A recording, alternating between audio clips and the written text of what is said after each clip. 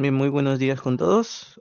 Eh, bueno, vamos a continuar con la segunda parte del capítulo 2, en este caso de la tesis. Nosotros veníamos trabajando ya con este tema, ¿no? En este caso la adición de fibra de vidrio, un material cualquiera, ¿no? Adicionado en este caso a la mezcla de concreto para formar un concreto con mejores condiciones. Entonces, ya veníamos nosotros trabajando anteriormente. Lo que vamos a ver es cómo se compone el capítulo número 2, ¿no? En este caso, ya hemos hecho todo el ejemplo del capítulo número uno y ahora vamos a pasar al 2, ¿no? El capítulo número 2 comprende un par de secciones que hay que ver. La primera sección es la sección de diseño, ¿ya? En esa sección, ¿no? Nosotros vamos a ver cuatro aspectos importantes dentro de lo que viene a ser la tesis, ¿no? Esto ya lo han visto seguramente en metodología de investigación en ciclos anteriores, pero vamos a dar un repaso rápido. Cuando nosotros hablamos de metodología de investigación, nos referimos a cuatro, en este caso, cuatro caminos que hay que tomar, ¿no? Que obviamente están entrelazados unos y otros. Toda investigación, ¿no? Tiene una tipología, ¿no? Y normalmente esta tipología, ¿ya? Eh, Usualmente se basa en dos, digamos, dos ramas, ¿no? Por la mayoría de autores, porque hay autores que crean aún más ramas de estas. Pero bueno, vamos a ver. La primera se llama la básica y la segunda es la práctica o aplicada, ¿no? Se le dice básica o pura y práctica o aplicada. No es lo mismo. Ahora, ¿cuál es la diferencia entre cada uno? Si recuerdan anteriormente, yo les explicaba de que en la justificación existe una justificación que es la primera que se llama una justificación teórica. ¿Y la justificación teórica qué es? No es más otra cosa que la explicación o en este caso el aporte de conocimientos que pueden ser nuevos, conocimientos que pueden ser refutados, ¿no? O expandidos, ¿no? Algo que ya existe, quiero expandir aún más conocimientos. Entonces, la idea de una justificación, en este caso teórica, es expandir los conocimientos sobre un tema, ¿no? Por ende, toda investigación, como yo les decía, toda investigación logra esta justificación, ¿no? Que es expandir los conocimientos, porque para eso hago una investigación, para conocer un poco más. Entonces, esta justificación era obligatoria en todos. Ahora, toda investigación parte de un tipo básico, porque el tipo básico que es el aporte de conocimientos, el aporte de teorías, ¿no? Eso es un tipo básico, ¿ya? Pero no toda investigación llega a ser aplicada, ¿no? O práctica. Entonces, recordemos, toda investigación es básica, sí, pero no toda investigación es aplicada. Ahora, ¿cómo llega al rango de aplicada? Bueno, en las básicas hay que recordar algo. La investigación básica es aquella en la cual yo planteo simplemente una teoría, expongo una realidad e indico cómo se encuentra en este caso la situación del fenómeno que quiero estudiar, sin yo tener ninguna modificación, ninguna alteración al objeto de estudio, ¿no? No lo altero para nada, lo estudio tal cual existe, planteo teorías, etcétera. En ningún momento lo estoy modificando, le estoy alterando nada, absolutamente nada. En el caso que yo alterara, en el caso que yo modificara, interviniera en el fenómeno y este fenómeno sufriera cambios a raíz de mi intervención, eso se le dice aplicada. Cuando yo intervengo dentro del fenómeno para modificarlo, ¿no? Ahí recién se le va a decir un tipo aplicado, ¿ya? Entonces, la mayoría de investigaciones que nosotros hacemos están en el rango aplicado siempre y cuando yo intervenga, ¿no? En el caso que yo no intervengo, solamente tomo datos de registro, se le va a llamar básico. Y esto está enlazado con el nivel o alcance. Si nosotros nos damos cuenta, un nivel descriptivo, ¿qué es lo que hace? Simplemente describo un problema, un fenómeno de la realidad. En ningún momento lo estoy modificando, ¿no? Solamente estoy describiendo lo que encuentro. En cambio, cuando yo intervengo, tengo una causa y tengo un efecto, o sea, a raíz de algo se genera algo, ahí yo estaría generando un nivel llamado explicativo, ¿no? El cual, ¿qué es lo que hace este nivel? Bueno, básicamente hay una intervención por parte de mía, ¿no? Para alterar el fenómeno y luego medir los resultados de esa alteración. Eso se le llama explicativo. Entonces, si se dan cuenta, está enlazado, ¿no? El tipo básico está enlazado con el nivel o alcance descriptivo y el tipo aplicado está enlazado con el nivel explicativo, si se dan cuenta, ¿no? Entonces, cuando yo vea que mi investigación solamente voy a describir algo, estaré en un nivel descriptivo y en un tipo básico. Y con mi investigación yo voy a modificar algo con un tratamiento, una implementación de algo, el cual ejecute y evalúe, yo estaré en un nivel o alcance explicativo y con un tipo aplicado. De esa forma se enlazan esos dos temas. Ahora, dentro de los niveles de alcance hay otros más, ¿ya? Hay algo que se llama un nivel explorativo, ¿ya? Que lo único que hace es plantear una teoría, nada más. Y hay un nivel relacional que lo que hace es busca la relación entre dos fenómenos, pero que están orientados en personas. Normalmente es para ciencias sociales. Y nosotros no estamos en ciencias sociales. Entonces, por eso que no he considerado esos dos niveles acá. Solamente los niveles que nosotros vamos a utilizar. Que en algunos casos, los que hacen tesis de una sola variable serán descriptivos. Y los que hacen tesis de eh,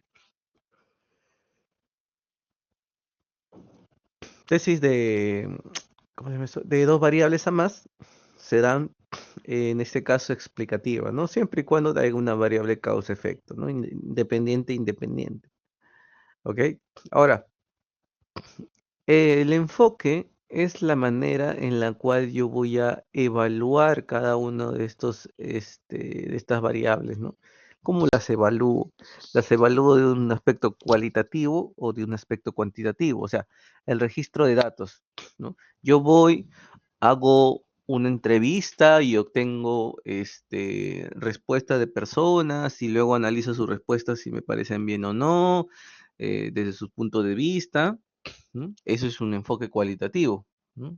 A raíz de lo que cada uno opina, yo tengo resultados. Normalmente es muy subjetivo el enfoque cualitativo, no tiene, puedo tener algunos datos numéricos, pero no es su esencia. En cambio, cuando yo estoy hablando, en este caso, de un análisis netamente numérico, ¿no? Donde yo básicamente esté obteniendo resultados objetivos tras una evaluación, tras una investigación de fondo, de repente con algún tipo de ensayo, algún tipo de modelado, algún tipo, digamos, de documentación de campo, donde yo objetivamente esté viendo los resultados. Eso se le dice un enfoque cuantitativo. Normalmente cuantitativo se refiere a numérico, pero también deja opción a temas, por ejemplo, quiero decir un tipo de falla. Es un tema objetivo, ¿no? Yo ya tengo parametrizado los tipos de falla que hay. Ahora, si es que yo quisiera decir, si es que no existiera digamos, los tipos de falla y estemos creando una teoría de tipos de falla, ahí sí estuviera un enfoque cualitativo. ¿Por qué? Porque llamo a varios especialistas y les consulto, ¿no? Los reúno y les digo, ¿ustedes qué opinan? ¿Cómo le llamarían a este tipo de falla? ¿Ustedes por qué? ¿Por qué? ¿Cuáles serían las razones? Ese es un enfoque cualitativo, ¿no? Pero si yo ya tengo algo parametrizado que está en el reglamento, ¿no? Y simplemente voy a un laboratorio, desarrollo y observo a qué tipo de falla se parece, ya está algo parametrizado. Entonces, por lo tanto, se le dice un enfoque cuantitativo. Entonces, esa es la diferencia en un cualitativo y un cuantitativo. Uno ya está parametrizado, uno ya está, en este caso, es bastante objetivo, ya tiene un fundamento de fondo, etcétera, estaremos en un campo cuantitativo, ¿no? Entonces, esa es la diferencia entre uno y otro enfoque. Normalmente en el enfoque que nosotros nos desenvolvemos, que ya tenemos normativas, que vamos a hacer análisis o de campo, o de simulación, o de laboratorio, nosotros nos encontraremos en un enfoque cuantitativo. Entonces, el tipo va a depender de lo que ustedes escojan, básico, aplicada. El alcance o nivel ya les expliqué, descriptivo, explicativo. Y el enfoque es 100% cuantitativo. Ahora, a esto hay algo que se le dice el diseño, que justo va de la mano con el alcance o nivel también, ¿no? El diseño puede ser experimental y no experimental. Y ya veníamos diciendo, ¿qué pasa en un nivel descriptivo? En un nivel descriptivo simplemente yo describo algo que observo, ¿no? Por eso se llama un tipo básico, porque lo único que tengo lo único que tengo es obtengo información de la realidad, sin alterarla. Y en otras palabras, esto es un diseño. Un diseño no experimental es aquel que yo hago, ¿no? Yo desarrollo, yo realizo una investigación sin alterar, ¿no? Sin alterar el fenómeno. Simplemente voy, tomo datos, registro datos y se acabó. Entonces, el tipo básico va de la mano con el alcance descriptivo y a la vez con el diseño no experimental. Y de igual forma, el tipo aplicado, que iba de la mano con el tema explicativo, porque generaba causa-efecto tras una intervención mía, es lo que se le dice diseño experimental. El diseño experimental, ¿qué significa? Es la intervención, ¿no? Es la intervención de cada uno de nosotros dentro del objeto de estudio para modificarlo.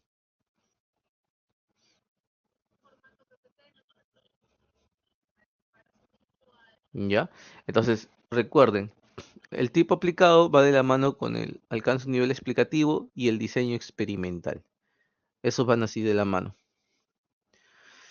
Eh, Ahora, dentro del diseño no experimental existe dos clasificaciones, transversal y longitudinal. Es la forma de obtención de datos, más que nada. Por ejemplo, yo tengo, imagínense ustedes tienen un puente, el cual a simple vista veo que está fallando, tiene muchas rajaduras, etc. Entonces, yo hago un análisis descriptivo. Voy, observo, tomo medidas, tomo fotografías, si es que gusto, hago un ensayo de diamantina, ¿no? No estoy alterando, ¿no? Simplemente estoy estudiando cómo está, ¿no? Luego, con esos datos, simplemente los expongo, los modelo y se acabó, ¿no? Eh, Eso es un diseño no experimental, porque en ningún momento yo estoy interviniendo para modificar la estructura, ¿no? Entonces, ahora, si yo voy, por ejemplo, hoy día voy y tomo los datos y, y ya, solamente voy hoy día, nunca más voy, ¿no? Eso se le dice transversal, cuando es una sola medición en un momento exacto, ¿no? Del tiempo. Entonces, de aquí a no nunca más voy. O sea, yo con los datos que obtuve hoy día hice toda mi investigación.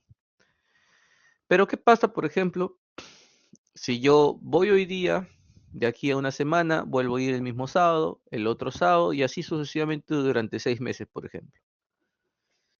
Yo en ningún momento estoy interviniendo en el puente. Yo simplemente estoy yendo a medir. Que el ambiente esté afectando por sí solo al puente es otra cosa.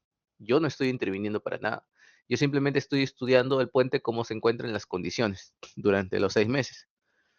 Y puede ser que en esos 6 meses empiece a fracturarse más y más y más hasta que de repente puede llegar un colapso, ¿no? Entonces yo voy semanalmente a tomar mediciones, mediciones, mediciones, mediciones. A eso se le llama un diseño no experimental longitudinal, en el cual yo voy en varios periodos de tiempo a registrar los mismos datos, ¿no? Y obviamente esos datos posiblemente van variando, van cambiando, ¿no? Pero no es por intervención mía, sino es porque la naturaleza misma, de repente el río u otro elemento está que lo altera, no yo, ¿ok? A eso le dice una experimentación longitudinal. Ya. Ahora, como le decía, los que están haciendo tipos básicos harán alcance descriptivo, diseño no experimental y tendrán que escoger o hacen transversal, longitudinal o también un mixta, ¿no? Algunas veces una dimensión la evalúan de manera transversal, otra dimensión de manera longitudinal, etcétera. Ahora, en el caso experimental, ¿ya? Yo les coloco ahí dos, cuasi experimental y experimentación pura. Pero existe una tercera, ¿no? Que se le dice preexperimental. ¿Por qué la he excluido? Eh, Hay algo que se llama aquí, como ustedes pueden ver, grupo de control, ¿no? Ya. ¿Qué es el grupo de control? El grupo de control es mi punto de referencia, por así decirlo. Es con lo cual yo voy a comparar la modificación que hago. Recordemos, un diseño experimental que es una modificación de algo. Entonces, en ese caso, yo modifico algo muy bien. Ahora, si yo quiero comparar que el resultado de mi modificación, tengo que compararlo ¿qué? Con su estado inicial, ¿no? Para ver si la modificación que yo he hecho ha alterado o no, en este caso, las características, las propiedades, las funciones de mi objeto de estudio. Porque no sé, ¿no? De repente las alteró, de repente no las alteró, no lo sé. Entonces, ¿cómo puedo yo averiguar si se alteró o no? Comparándolo con el objeto base o el objeto de referencia o el objeto inicial, ¿no? Entonces, esa es la comparación que hay en este caso, ¿no? Un grupo de control se le dice justamente a eso, a la comparación que yo haga directamente desde objetos que llevan un tratamiento, ¿no? Versus el objeto patrón o el objeto inicial. Ya, entonces recordemos, el grupo control o el grupo patrón, ¿no? Es aquel el cual yo no lo he alterado absolutamente nada, o sea, existe como está. Y el grupo tratamiento es aquel que yo intencionalmente estoy alterando para ver cambios. Entonces tienen que existir los dos en un diseño experimental cuasi o en un diseño experimental puro. En el caso del preexperimental no existe un grupo de control. Quiere decir que yo hago la experimentación, ¿ya? Pero no tengo con quién compararlo. O sea, no tengo cómo saber si la experimentación va a tener buenos o malos resultados, ¿no? De repente, por ahí, digamos, cuando se ejecuta y todo, vemos que está evolucionando algo, sí, pero no sé cuánto evoluciona, no sé cómo evoluciona. O de repente parece que está normal, igualito, pero no sé si está bajando, si no ha tenido evolución. ¿Por qué? Porque no tengo con quién compararlo. Entonces, en nuestros casos de ingeniería es necesario tener un nivel de referencia, ¿no? Un grupo de referencia para poder comparar, porque si no estaríamos trabajando así deliberadamente, ¿no? No sabríamos en verdad cómo explicar si los datos obtenidos son mejores o peores. Entonces, es por eso que yo excluyo este tipo preexperimental, porque no es lo adecuado, ¿no? Ahora, volviendo al caso en los dos que yo he propuesto, los dos tienen un grupo control y un grupo de tratamiento, ¿no? Porque ya le decía, tenemos que cumplir ese requisito. Ahora, ¿qué pasa en ese caso, ¿no? De por qué, si los dos tienen las mismas características, ¿cuál es la diferencia ahora? Bueno, es muy sencillo. Imaginemos que yo tengo que crear 50 probetas de concreto, ¿ya? Ahora, cuando yo creo estas 50 probetas de concreto, ¿ya? No siempre me salen, por así decirlo, muy bonitas. A veces salen algunas con fisuras por un mal curado, un mal suchado, o a veces tienen algunas cangrejeras, ¿no? O a veces no tienen las dimensiones que yo quería. Entonces, hay varias cosas que pueden suceder, ¿no? En ese caso, si yo necesito 50 y digamos, yo hago 50, pero luego elimino algunas, ¿no? Porque yo considere que estaban mal, tengo que reemplazarlas, ¿no? No es que las elimino y me quedo solamente con 30 al final, no, tengo que reemplazarlas. Entonces, esa selección que yo hago de tú sí, tú no, tú sí, tú no, eso se le llama cuasi experimental. Cuando yo intencionalmente, ¿ya? Selecciono los objetos que yo necesito. O sea, yo mismo voy a seleccionarlos.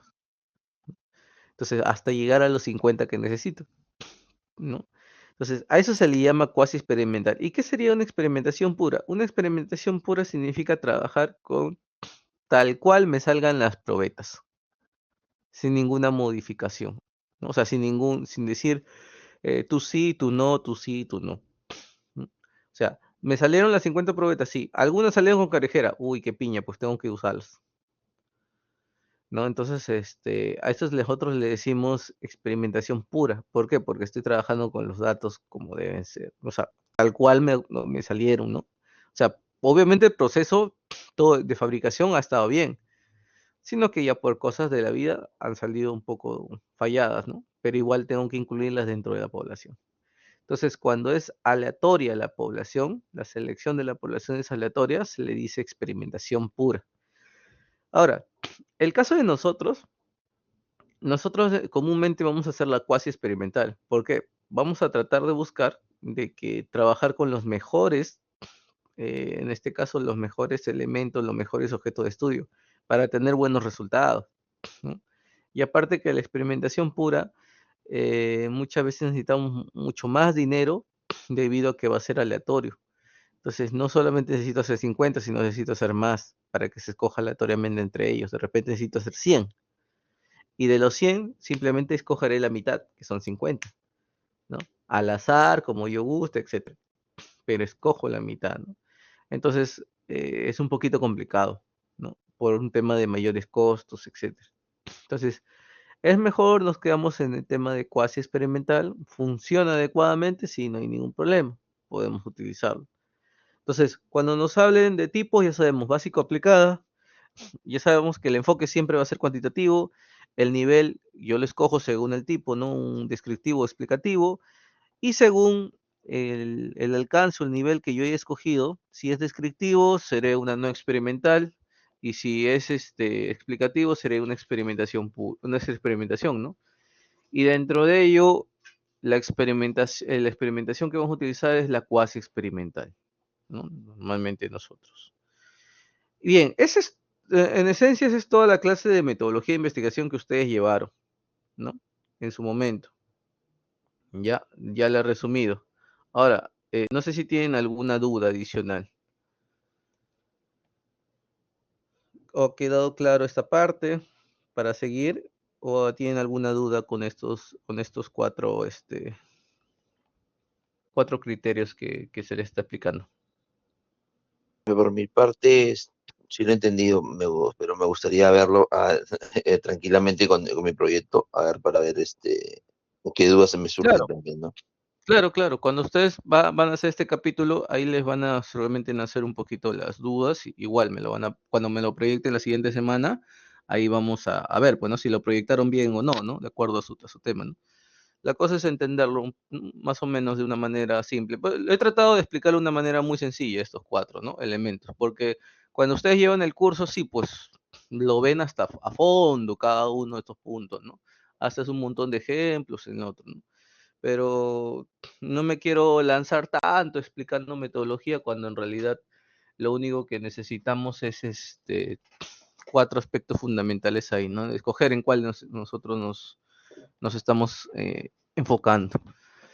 Ahora, una vez que ustedes escogen en qué tipo, en qué enfoque, en qué alcance, en qué nivel, en qué diseño, nos basamos acá al Word, ¿no?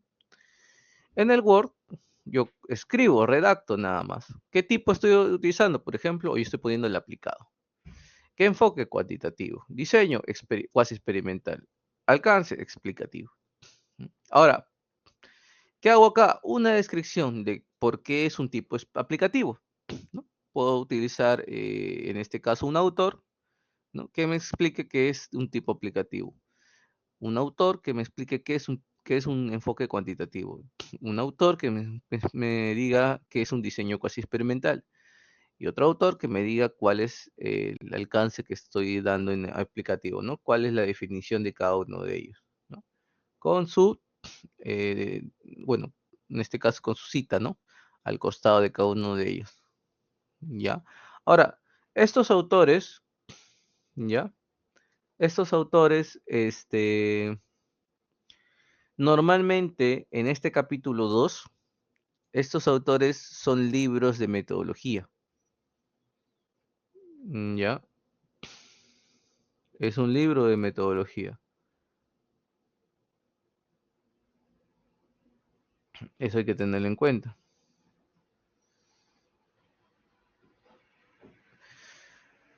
Es un libro de metodología en la investigación. Hay un montón de libros de metodología, ¿no? Hernández Sampieri, Sánchez Espejo, Sergio Carrasco, Caballero, Tamayo y Tamayo, Arias, ¿no? Etcétera, etcétera, etcétera. Hay bastantes libros de metodología de investigación. De preferencia que sean libros de metodología de investigación, no de tesis, ¿no? Porque no es lo adecuado. Una tesis no te explica lo que viene a ser metodología, ¿no? Simplemente coge lo que otros autores han puesto ahí, ¿no? Entonces, lo que yo les recomiendo es utilizar libros de metodología de la investigación para esto. Ahora, fíjense que el libro que escojan, al tipo, porque ¿qué pasa? Hay varios libros, ¿ya? Que lo que hace es, por ejemplo, el alcance o nivel le dice al tipo, al diseño le dice el tipo, le dice el nivel, o sea, este de acá, este título lo coloca acá, este título lo coloca acá, el diseño le ponen cuantitativo, o sea, lo combinan, ¿no? Al final es lo mismo, ¿ya? Todo el contenido es lo mismo, sino que en este caso la nomenclatura le cambian, ¿no? ¿No? Lo paran variando, ¿no? Entonces, eso, bueno, es de acuerdo a cada autor, porque no hay algo oficial, por así decirlo, ¿no? Cada autor lo define como quiere, ¿no? En ese caso, los coloca donde quiere. Lo usual es esto, ¿no? Este es bajo la concepción, por ejemplo, de Arias, de Sampieri, Sergio Carrasco, de Sánchez Espejo. O sea, la mayoría de autores se va por esa concepción, ¿no? Y es la concepción que te pide la universidad, ¿no? Entonces, ahora, autores, como ya les dije, pueden ubicarlos fijándose que, es más, algunos autores no consideran a veces enfoques, otros no consideran tipos, solamente consideran estos dos, ¿no? Entonces, hay que buscar, indagar los libros de metodología que hay en la web, no necesitan estar comprando, ¿no? Simplemente en la web hay un montón de libros de metodología con los cuales ustedes pueden trabajar, ¿no? Y colocan las definiciones de cada uno de ellos, ¿no? Ahora, de preferencia, trabajar con un solo autor o máximo dos autores. O sea, no es necesario que le tenga que poner a esto un autor, a esto otro autor, a esto otro autor y a esto otro autor. No. Por ejemplo, si se dan cuenta, estos tres, son de Caballero. Este es el único que es de Aries. ¿Y por qué? Porque Caballero no tiene el diseño cuasi experimental, ¿no? Entonces, por eso que le he tenido que poner otro autor, ¿no? Entonces, en el caso de que no haya y necesiten obligatoriamente colocar otro autor, sí, pues, ¿no? Pero si pueden trabajar con un solo autor, mejor todavía, ¿no? Si el autor tiene todo, trabajan con uno solo, ¿ya? ¿Para qué? Para que no se genere eso que yo les digo de que un autor le llama una forma, el otro de otra forma, ¿ya? Para que no se perjudique. Ok, eso es con respecto a lo que viene a ser ahí el diseño de investigación, ¿no? Metodología, ¿no? Ok, si ha quedado claro eso, paso al otro punto, entonces, lo que es poblaciones. Eh, la población es la cantidad de elementos que voy a estudiar, ¿no? Es la cantidad de elementos que voy a estudiar, ¿ya? Eso hay que tenerlo claro,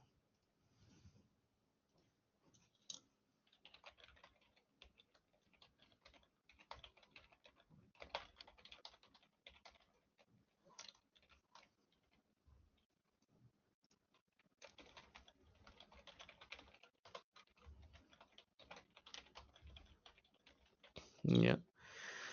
Es la cantidad de elementos que yo quiero estudiar, o sea, es la totalidad. ¿Mm? Y, por ejemplo, las 50 probetitas, ¿no? Las 50 probetitas de concreto, esa es mi población, ¿no? Mi población total es eso, o sea, todo lo que yo quiero estudiar es mi población, ¿ya? Hay un error muy clásico acá, ¿no? Que dicen, por ejemplo, y varias veces sobre todo en ciencias sociales, siempre se confunden. Dice, por ejemplo, ustedes quieren, imaginemos ya, ustedes quieren estudiar, hacer una investigación de un colegio, ¿ya? Y quieren coger solamente el quinto grado de secundaria del colegio para hacer la investigación. Todos los alumnos de quinto grado de secundaria. Hay un clásico error que hacen, que dicen, la población son todos los estudiantes del colegio y la muestra son los alumnos de quinto año. por qué yo diría que la población son todos los alumnos? Si yo solo quiero estudiar lo de quinto año. ¿Mm? ¿Por qué? Es como que yo dijera, quiero estudiar 50 probetas, ¿no? Solamente. Y digo que mi población son probetas, son vigas, son porciones de mezcla, etcétera. Pero si yo solamente quiero estudiar probetas, mi característica principal es que sean probetas. ¿Por qué mezclaría vigas? ¿Por qué mezclaría porciones de mezcla? ¿Mm? Si mi característica es precisa, probetas, igual. En el caso del colegio, yo quiero estudiar quinto año. Yo no quiero estudiar los otros años. Entonces, ¿por qué yo diría que mi población es todo el colegio? Y que mi muestra es eso. ¿Mm? Una muestra es una representación más pequeña de la población. Ojo, es una representación más pequeña de la población, la cual tiene que tener las mismas características que la población. Quiere decir, si mi población eran alumnos de quinto año, mi muestra también van a ser alumnos de quinto año, porque tiene que tener la misma característica, ¿no? Sino que de repente son muchos, de repente hay 1000 alumnos y de repente no puedo estudiar, ¿no? Son 1000 alumnos de quinto año, no puedo estudiar tanto. Entonces, ¿qué es lo que hago? Hago una muestra, reduzco la población y de repente la muestra me sale que tengo que hacerla a 300. Entonces se me hace más factible y la hago a 300. Y esos 300 van a representar a los 1000, ¿no? Eso es una muestra, es una representación de la población por diversos motivos. Uno de los motivos es de repente el tiempo, el costo, ¿no? El acceso. ¿Ok? Entonces, está mal cuando, cuando se dice que la población son todos los estudiantes, ¿no? Por eso que hay que poner en claro qué es lo que yo quiero estudiar, ¿no? Si yo quiero estudiar alumno de quinto año, solamente me baso a quinto año. Si yo quiero estudiar a todos los alumnos de una institución, entonces pongo simplemente desde primero a quinto, ¿no? No lo limito, hay que tener cuidado ahí. Ya, es un error muy clásico. En muchas de las tesis ustedes van a encontrar que le pueden hacer. Hay otros peores, hay otros que le dicen la población son todos los colegios del Perú, ¿no? Entonces, ese es otro, ¿no? Ese es otro error, ¿no? Ese es otro error todavía, que se comete normalmente, ¿no? Entonces hay que tener cuidado con ello, ¿ya?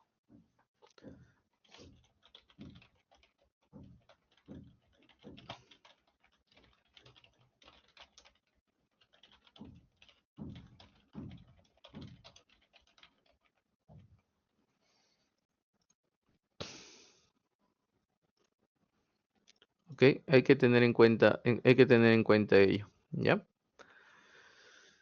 Entonces, una población es la totalidad de elementos que voy a estudiar con ciertas características que se le llaman criterios de inclusión y exclusión. Las características de la población se le dicen criterios de inclusión y exclusión. Por ejemplo, una de las características que yo le decía, ¿no? Es, por ejemplo, que no tengan grietas, que no tengan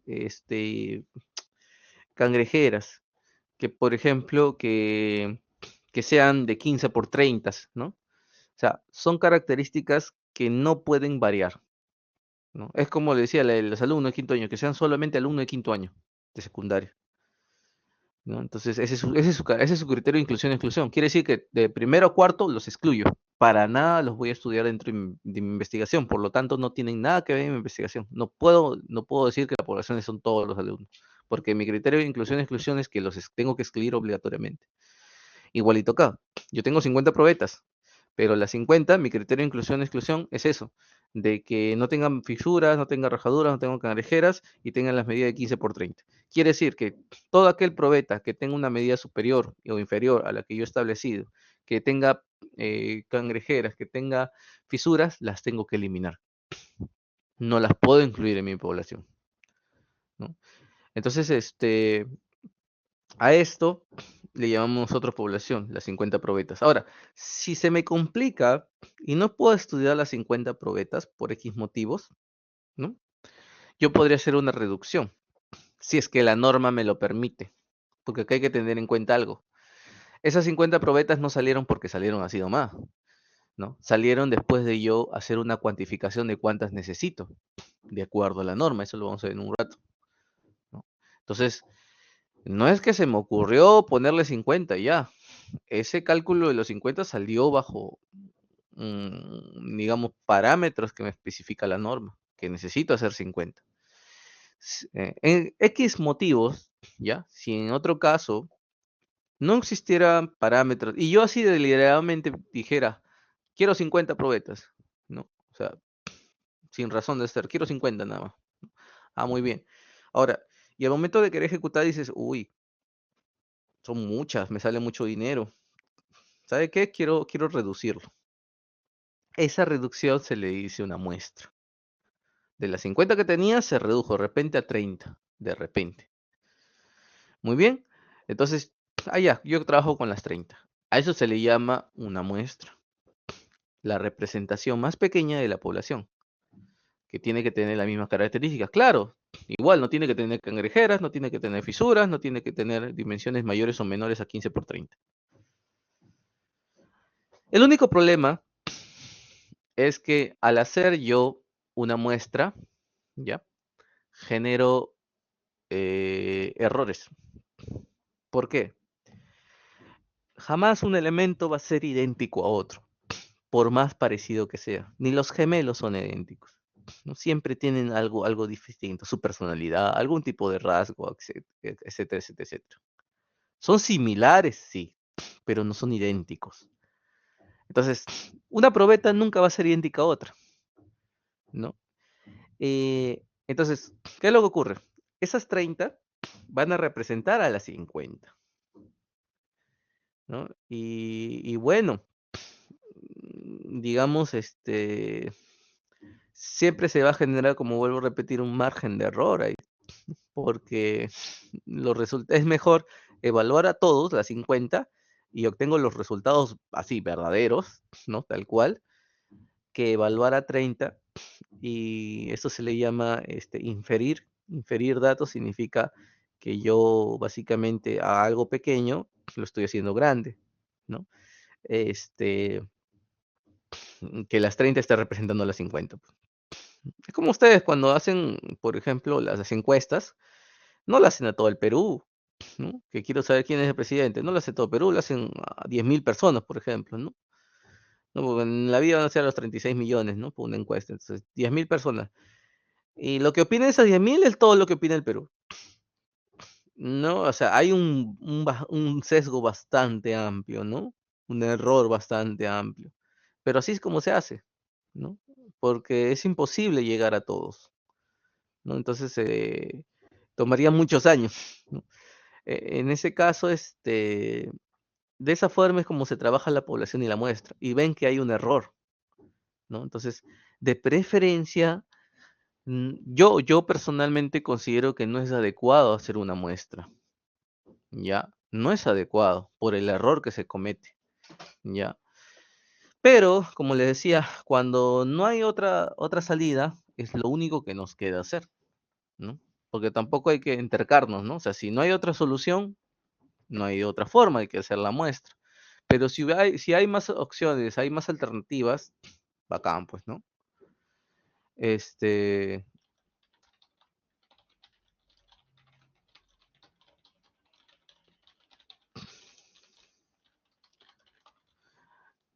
hay que tener en cuenta ello, ¿ya? Hay que tener en cuenta ello. Ok, entonces queda claro población y muestra. ¿Sí? ¿Tienen alguna duda ahí? De preferencia, como les digo, trabajen con su población. Ahora, si alguno de ustedes está haciendo, por ejemplo, algún estudio descriptivo, estoy haciendo, por ejemplo, la evaluación de un colegio, ¿no? Entonces, tu población es el colegio, nada más, ¿no? O sea, es la infraestructura. O estás evaluando una casa, tu población es la casa. Lo que estás evaluando, eso es tu población. ¿La población puede ser un solo elemento? Claro. ¿no? Como pueden ser millones de elementos. No hay problema. O estoy haciendo la evaluación del puente tal. Ese es tu objeto de estudio. Esa es tu población. Ahí ya no vas a tener ya no vas a tener muestra, pues, ¿no? Si tu población es un solo elemento, ¿no? No tiene sentido, o sea, no es que obligatoriamente tengan que hacer muestra, no. Y ese es un error, porque muchos tesistas dicen, no, pero mi asesor, mi jurado me obligó a hacer muestras. ¿Cómo vas a hacer, cómo te puedo obligar a generar un elemento que genera error, ¿no? Dentro del análisis. Y es más, que no necesitabas a veces, ¿no? Normalmente, sino que normalmente la mayoría de asesores eh, por así decirlo, se aprenden de las tesis sociales. Yo también al inicio aprendí de cómo era la formación de las tesis sociales, o sea, porque no hay, digamos, la mayoría de libros de metodología habla sobre tesis sociales, porque tesis empezó desde un punto social, no empezó desde un punto de ingeniería. Entonces, la mayoría de bibliografías hablan sobre temas sociales, ¿no? Y sobre todo la estadística habla de temas sociales. En ese caso, trasladarlo al tema de ingeniería, ¿no? Hay que analizar qué puntos sí aportan y qué puntos no aportan. Y en este caso, la población y muestra es un punto que no aporta en la ingeniería, porque en la ingeniería lo que conviene es trabajar con toda la población, porque acá sí necesito datos exactos, no como en ciencias sociales que, bueno, digo, ¿no? Ya como son opiniones, ¿no? Tampoco que va a afectar tanto, ¿no? O sea, entonces, ahí sí podemos hacer eso, ¿no? Esa característica de nosotros en ingeniería obviar el tema de muestra, ¿no? Si es que no lo consideramos necesario.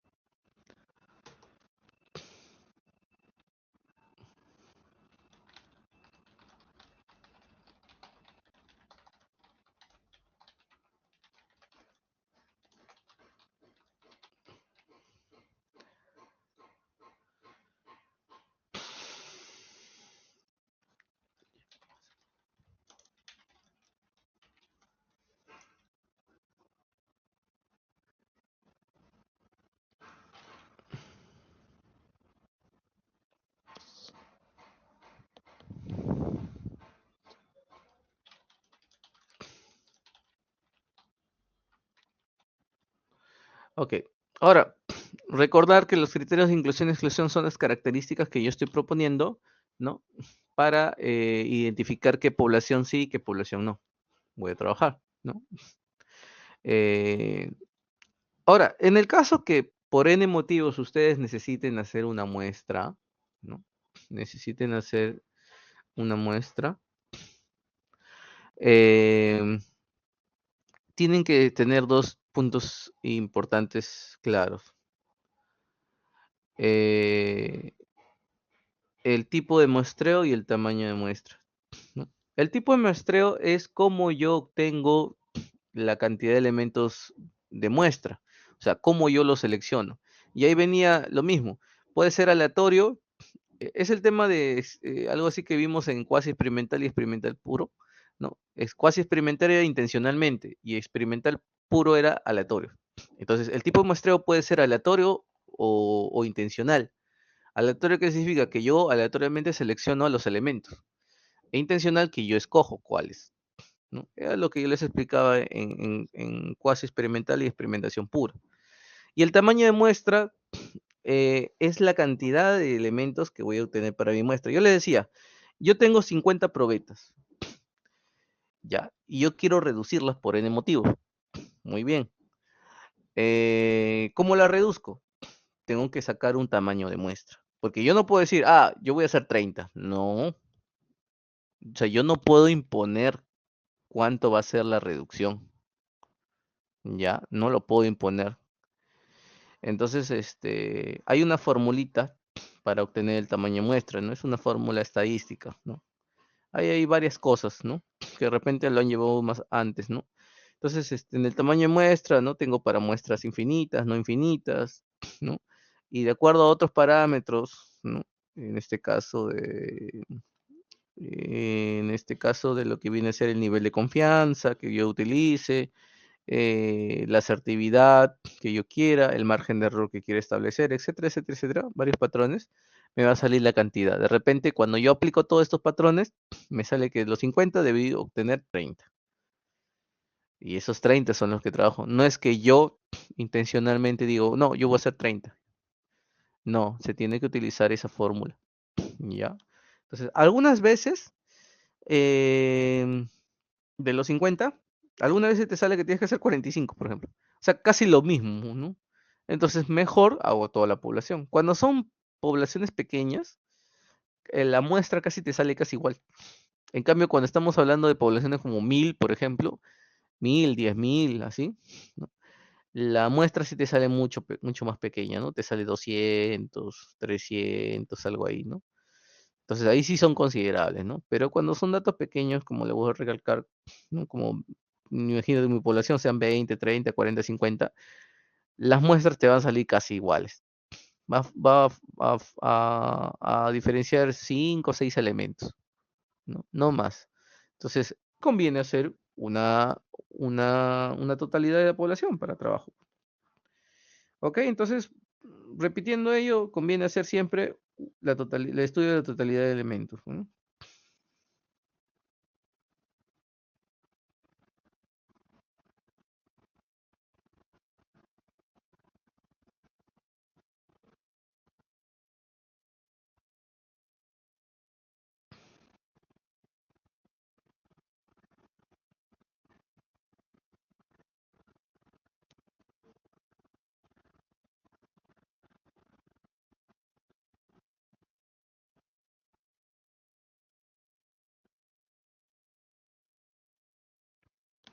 Ok.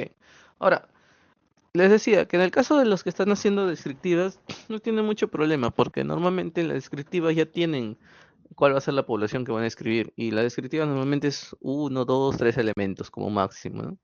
Entonces, eso es su población. Pero en el caso de lo que hacemos el tema experimental, ¿no? Ahí sí tenemos que tener algunas cositas en cuenta. A ver, siempre la población se va a trabajar con la variable dependiente, ¿ya? En el caso de los que estamos trabajando con dos variables, ¿no? O sea, variable independiente y dependiente. Siempre se va a trabajar con la variable dependiente. En el caso de los que son descriptivos, ustedes trabajan con su variable nomás, ¿no? Tienen una sola variable, trabajan con su variable y su población obtenida. En el caso de aquí, trabajamos con la dependiente. ¿Y por qué no trabajamos con la independiente y control? Porque en realidad la independiente y control son características que yo estoy imponiendo para luego alterar algo y que esa alteración dé resultados. Entonces, esto no es el objeto de estudio que yo estoy realmente estudiando. Yo no estoy realmente estudiando la fibra de vidrio, el cemento, el agregado fino, el agregado grueso, el agua, no. Yo realmente estoy estudiando el concreto, ¿no? Entonces, que yo estoy alterando su composición, sí, pero yo estoy estudiando el concreto, no estoy estudiando esto. Entonces, como estoy estudiando el concreto, ese es mi objeto de estudio, el concreto. Entonces, yo solamente debo estudiar a la dependiente. Entonces, me baso a mi dependiente, jalo todo esto de mi dependiente, ¿no? La jalo y la coloco acá, tal cual. ¿Ya? Eh,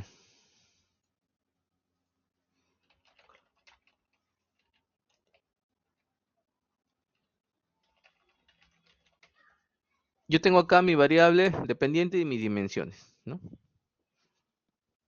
Ahora, antes de seguir, yo les decía que la población, cuando hablamos en este caso de laboratorio, la población se basa en normas, ¿ya? Porque cada uno de estas propiedades yo las evalúo mediante una normativa. Por eso que estábamos en el enfoque cuantitativo, porque ya tengo parámetros, tengo normas. Lo que yo tengo que buscar son las normas técnicas de cada uno de estos, o los procedimientos técnicos de cada uno de estos, ¿no? Entonces, para la permeabilidad, yo tendré una norma, para la exudación una norma, la absorción una norma, la resistencia a compresión y flexión otra norma, ¿no? Y esas normas, ¿no? A mí yo las voy a colocar acá, por ejemplo. Ahora, cuando leo estas normas, yo de aquí saco los criterios de inclusión y exclusión que yo necesito para cada uno de estos elementos. Y estos serían las características o criterios de inclusión y exclusión que yo estoy escogiendo, ¿no? La permeabilidad, ¿en qué la voy a estudiar? En probetas, ¿de cuánto? De 15 por 30. Lo mismo para la exudación, la absorción y la resistencia a la compresión. Pero ojo, las tres primeras se trabajan a los 28 días, ¿no? Entonces tengo que curarlo durante 28 días. En cambio, la cuarta, se tiene que trabajar tanto al 7, a los 14 y a los 28 días. Y nos damos cuenta que la resistencia a la flexión es distinto, tiene una distinta característica, un distinto, en este caso, criterio de inclusión-exclusión. ¿Que viene a ser qué? Que son vigas. ¿De cuánto? De 15 por 15 por 50. Que igual tienen que estar a los 7, 14 y 28 días. Ahora, en la misma norma, a mí me va a indicar cuántos elementos tengo que hacer. O sea, cuántas probetas para un ensayo. La permeabilidad, exudación y absorción me dice que tengo que hacer uno nada más, ¿no? O sea, un ensayo y obtengo resultados, se acabó. En cambio, en la resistencia a la compresión y la resistencia a la flexión, me dice obligatoriamente que yo tengo que hacer dos probetas si son de 15 por 30, ¿no? Y si son probetas de 10 por 20, son tres probetitas. La misma norma me indica la cantidad. Entonces, si ahí yo saco, yo tendría tres probetas de permeabilidad, exudación, absorción, dos probetas, resistencia a la compresión, serían 5, y dos vigas, serían 5 probetas y dos vigas. Eso sería mi población del patrón. Pero, ¿qué es lo que sucede? Yo podría trabajar con eso, claro, no hay problema. Pero cuando uno hace, eso está bien para un tema técnico, ¿no? Para un tema en campo, para verificar la calidad, porque normalmente esas normas técnicas son para calidad, no son para experimentación, son para calidad.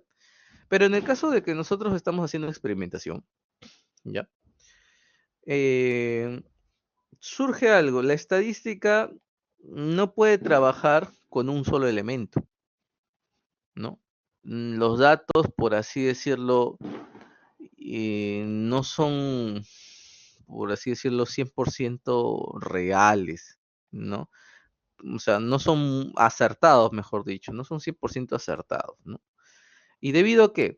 Puede ser que cuando has hecho o sea, puedes hacer que tu diseño de mezcla esté muy bien hecho y todo, pero puede ser que haya, en el momento de la fabricación, hubo algún detallito, se te fue un poco más de agua, ¿no? El cemento estuvo mucho tiempo de repente en la intemperie, de repente un día, lo curaste un día antes, un día después, lo sacaste del tanque, ¿no?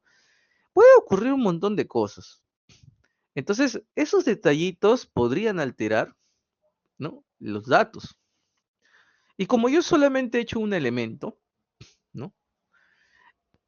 Yo no sabría si están bien o no esos datos, porque yo solo tengo un elemento. Pero, ¿qué pasa si yo tengo mínimamente tres, por ejemplo? Y cuando yo ejecuto el ensayo, los tres me salen igual. Entonces, quiere decir que lo más seguro es que el procedimiento, todo el procedimiento que yo he hecho haya estado bien, correcto. Ya tengo una mayor veracidad de los datos obtenidos, porque he hecho tres. Ahora, ¿qué pasa si de los tres, dos coinciden y uno no? Uno, uno, uno es muy alejado de los otros. Entonces, ahí yo tengo una duda. O el que está solito está bien o está mal, por algún tipo de mal procedimiento que se ha hecho. Entonces, ¿qué hago? Ejecuto otro más para comprobar. Si el nuevo que estoy ejecutando se alinea a los otros dos, o sea, es similar a los otros dos, entonces ese tenía un error, lo tengo que descartar y trabajo con los otros. Caso contrario, el nuevo se asimilara al solito, ah, ahí tengo un problema, porque o han fallado los otros dos o estoy fallando en algo en estos dos nuevos, entonces tengo que hacer otro más, ¿no? Y ese ya me verificará en cuál está. De repente me salen los tres igual, los tres últimos me salen iguales, entonces los dos primeros estuvieron fallas. Entonces, como ven, se tiene que hacer eso, ¿no? En realidad la estadística te pide mínimo unos 15 a 30 elementos para poder saber si los datos están bien o no, ¿no? Y es bastante, imagínense, ¿no? 15 por cada uno. O sea, 15 por permeabilidad, 15 por exudación, 15 por el otro ensayo de absorción, ¿no? Imagínense, pero es mucho, ¿no? Entonces, Eh, ahora pues lo único que nos queda es hacer, por ejemplo, lo mínimo, ¿no? Que son 3 para poder verificar. Es por eso que nosotros, en vez de hacer una, hacemos 3. 3 probetas a los 28, 3 probetas a los 28 y 3 probetas a los 28. En el caso de igual, para la resistencia, me mandaba 2. Pero imagínate que yo haga las dos, ya 2 probetas. En el mejor de los casos es que las dos me salgan igual, ¿no? Similares. Pero imagínate que una me sale de 2.10 y la otra me sale de 2.80. ¿Qué hago? ¿No? ¿Qué hago en ese momento? Estoy fregado. Entonces, tengo que hacer una tercera para verificar cuál estaba bien, la primera o la segunda, ¿no? Y de ahí, y con eso recién puedo saber los datos, ¿no? Y de ahí tengo que hacer una tercera más, una cuarta más, ¿no? Porque una de esas estuvo mal hecha. Al final tengo que tener siempre 3, ¿no? 3 que sean similares. Entonces es por eso que yo pongo acá probetas 3. 3 de 7, 14 y 28. Como se dan cuenta, inicialmente son 3, pero pueden incrementar, sí, pueden incrementarse, ¿no? Entonces, pero esto es lo mínimo, ¿no? Que se pide. Entonces, como yo ya tengo esto de aquí propuesto, ¿no? Sin ningún tipo de problema, ¿ya? Entonces hago, por ejemplo, ¿cuántos elementos, cuántos estudios tengo que hacer? Bueno, el patrón es uno. El que no tiene alteración, que ya habíamos explicado, y luego los tratamientos, ¿no? La cantidad de tratamientos se van a sacar mediante los antecedentes que voy a explicar en un momento. Pero imaginemos que tenemos ahorita 4 tratamientos, ¿ya? O sea que le voy a hacer 4 cambios al patrón. Entonces, los 4 tratamientos más el patrón serían 5, ¿no? 5 estudios. Pero cada estudio tengo que hacer 3 probetas. Entonces yo hago 5 por 3, 15. 5 por 3, 15. 5 por 3, 15. Acá también, 5 por 3, 15, pero a los 7. 5 por 3, 15 a los 14. 5 por 3, 15 a los 28. Entonces 15 más 15 más 15, 45. Igual acá, las vigas, tengo que hacer 5 por 3, 15 a los 7 días. 5 por 3, 15 a los 14 días. 5 por 3, 15 a 28 días. 15 más 15 más 15, 45. Entonces, finalmente yo voy a tener, si se dan cuenta, dos poblaciones. ¿Y cómo separo las poblaciones? Según las características. Esta es una población de probetas y esta es una población de vigas. Inge, ¿puedo tener varias poblaciones? Claro. ¿Por qué? Porque las características son distintas. Yo no puedo juntarlo todo. Yo no puedo juntar peras y manzanas. Son distintas cosas, elementos, ¿no? Todo es concreto, sí, pero sus características son distintas. Entonces yo tendría dos poblaciones, una población de probetas y una población de vigas. Entonces pongo población 1, 90 probetas. Población 2, 45 vigas. Y esa sería mi población final, ¿no? Eso sería mi población final.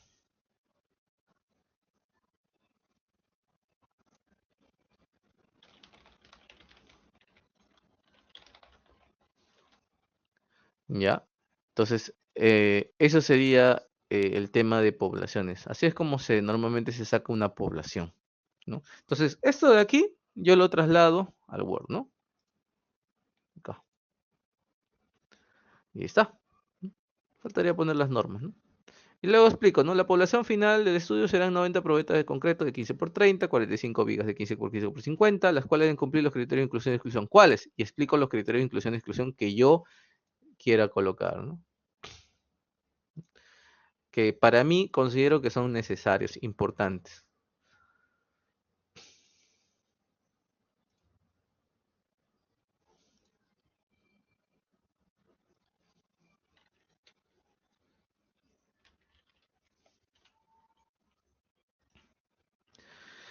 Y eso sería las poblaciones, ¿no? Ok, ¿alguna duda con respecto a la población? ¿Todo claro?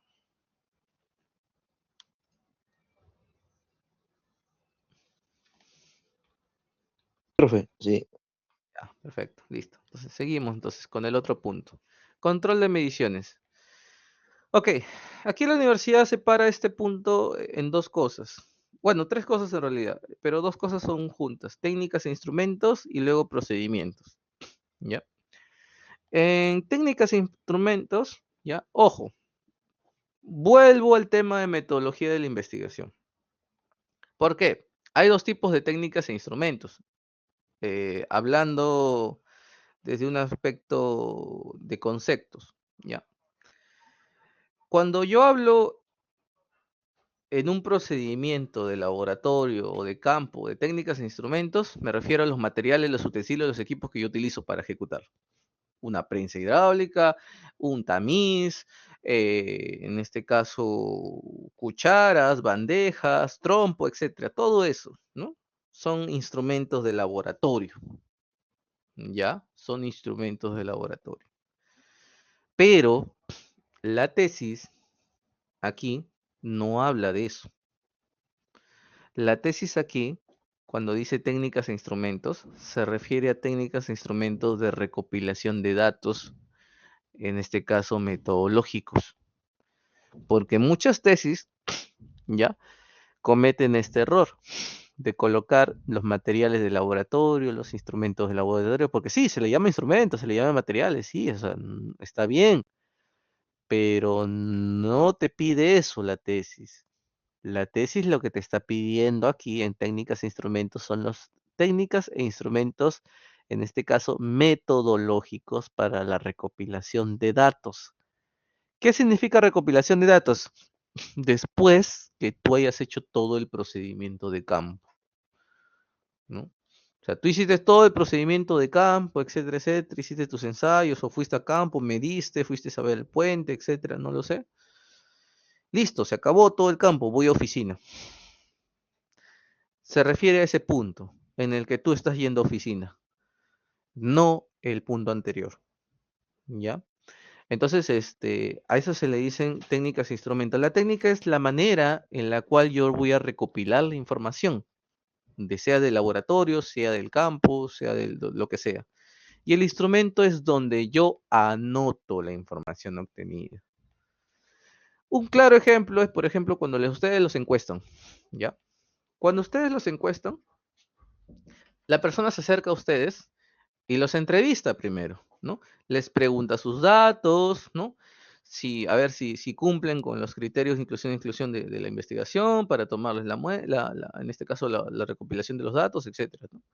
Entonces, eso se le llama entrevista, ¿no? Cuando uno te hace las preguntas y todo, ¿no? Empieza a familiarizar contigo. Eso es la técnica. Ya. La entrevista es la técnica en la cual yo empiezo a obtener información de ti, ¿no? Te empiezo a hacer las preguntas y todo.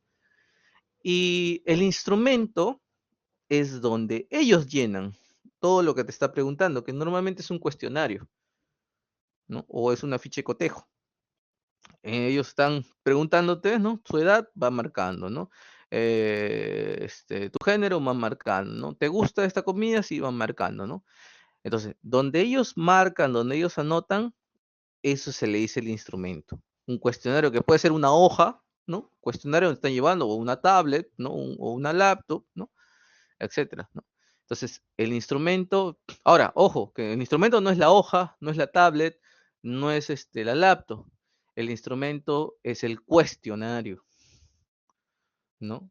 O sea, el instrumento es donde, que el cuestionario puede estar en una hoja, que puede estar en una laptop, que puede estar en una tablet, puede estar donde sea, en un celular. Pero el instrumento es el cuestionario, no el medio físico en el cual yo estoy llevándolo, ¿no? En el caso de ingeniería, ¿no? Nosotros usualmente digo, porque casi para todos es lo mismo, ¿ya? La técnica, normalmente todo lo obtenemos a través de la observación. La técnica fundamental en ingeniería es la observación directa, que es la obtención de los datos a través de lo que estoy observando en la realidad, ¿no? Yo estoy viendo el puente, ¿no? Entonces ya estoy obteniendo datos a raíz de la observación.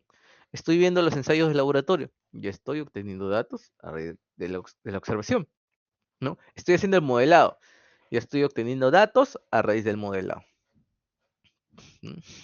Entonces, La técnica normalmente se le dice la observación directa. ¿Y dónde yo anoto todo esto? Bueno, normalmente, si es un laboratorio, ¿el laboratorio qué tiene? El laboratorio tiene sus fichas de laboratorio, ¿sí o no? Si a ustedes cuando terminan de hacer un laboratorio les entregan su informe. Ese informe que a ustedes les entregan es una ficha de laboratorio.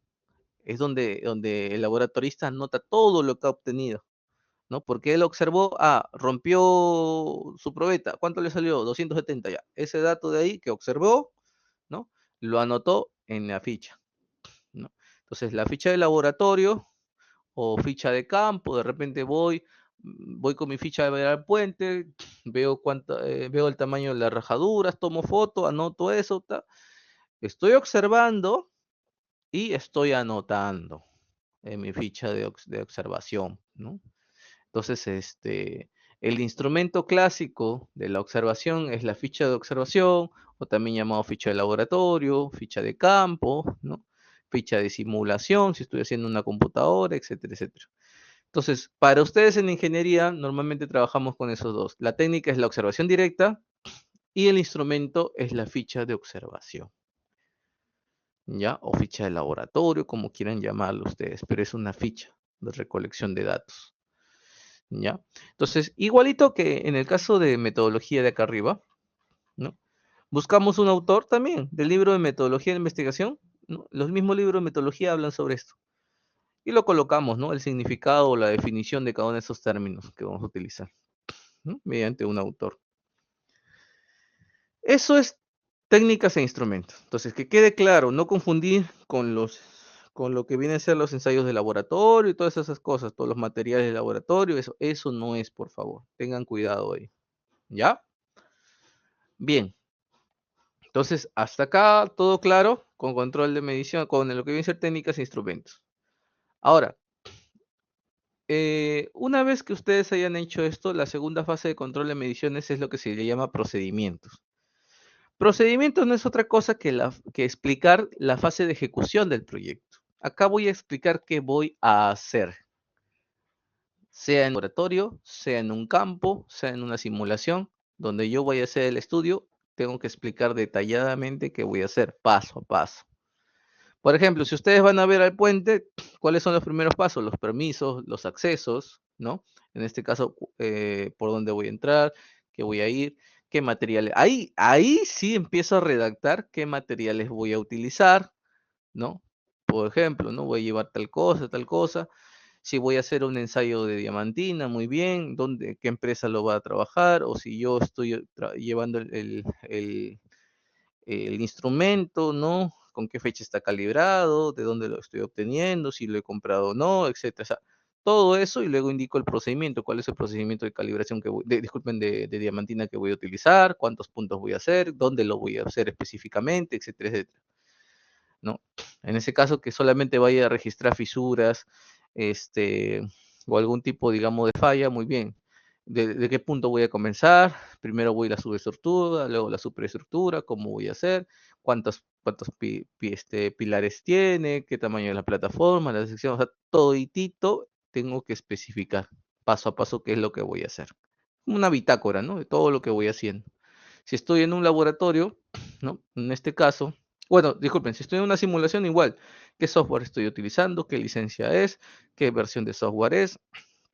En este caso, eh, cuál es el procedimiento, qué datos de ingresos le voy a colocar, ¿no? Y de esa forma, ¿no? O sea, cuánto tiempo va a tomar el modelado. En el caso de laboratorios, sí es un poquito distinto, es un poquito más extenso. ¿Por qué? El primer paso en un laboratorio, ¿no?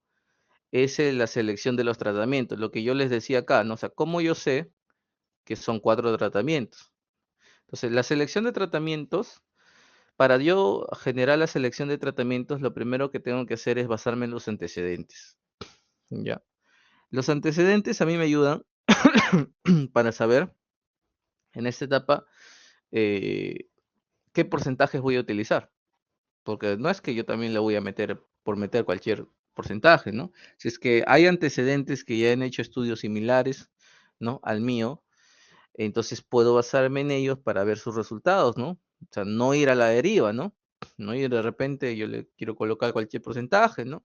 Si fuese la primera investigación en su naturaleza, sí, ¿no? Me voy de frente, ¿no?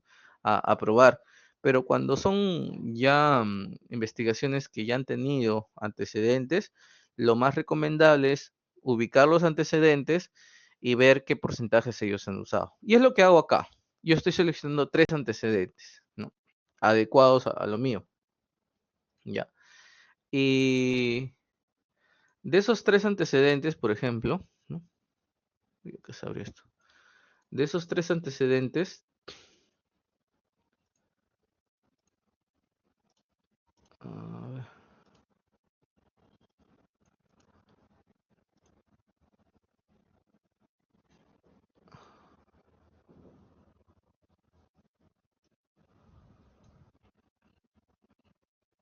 ya.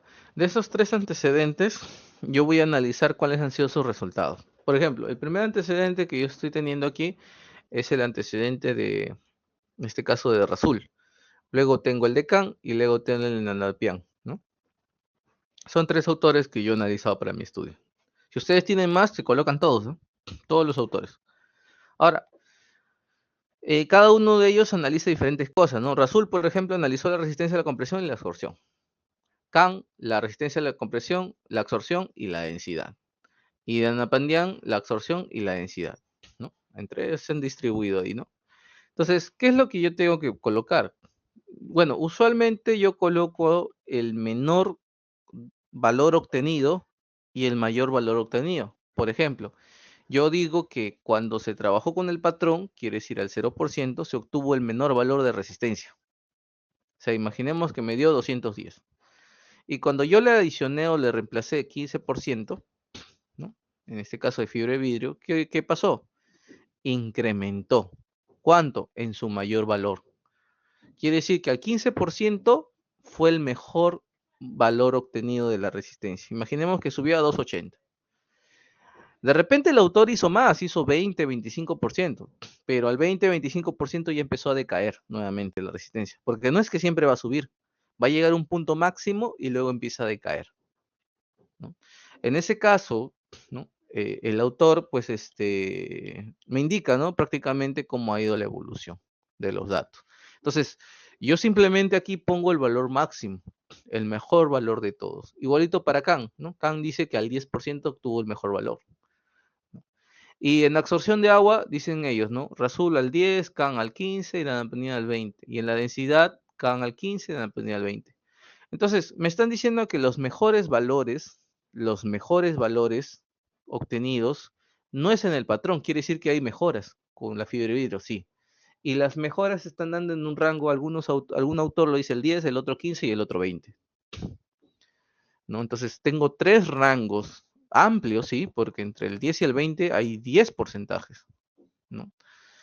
Lo mejor de todo es que yo podría evaluar al 10, 11, 12, 13, 14, 15, 16, 17, 18, 19, 20%. O sea, 10 tratamientos.